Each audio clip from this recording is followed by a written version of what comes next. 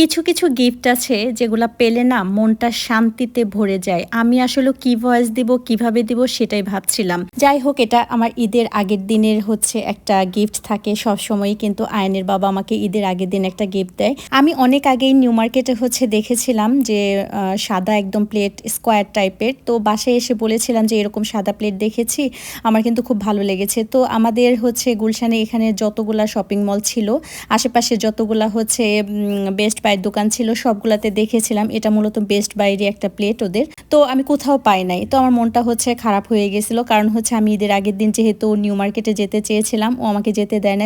সত্যি কথা বলতে ঈদের আগের দিন ঢাকাতে কিন্তু অনেক বৃষ্টি হয়েছে, যারা ছিলেন তারা হয়তো বা জানেন। ও পুরাটা গুলশান ঘুরে ঘুরে কতগুলা বেস্ট বাই যে ঘুরেছে, আমি মানে আমাকে এসে বলল, তারপর হচ্ছে এমন একটা জায়গা থেকে পেয়েছে আমাকে না বলে এভাবে যে সারপ্রাইজ দিবে, আমি না সত্যি অবাক হয়ে গিয়েছিলাম। কারণ যদিও স্কোয়ারটা খুঁজেছিল পাই নাই, সাদাটাও আমিও দেখেছিলাম পাই নাই। থ্যাংক ইউ সো মাচ আয়নের বাবা।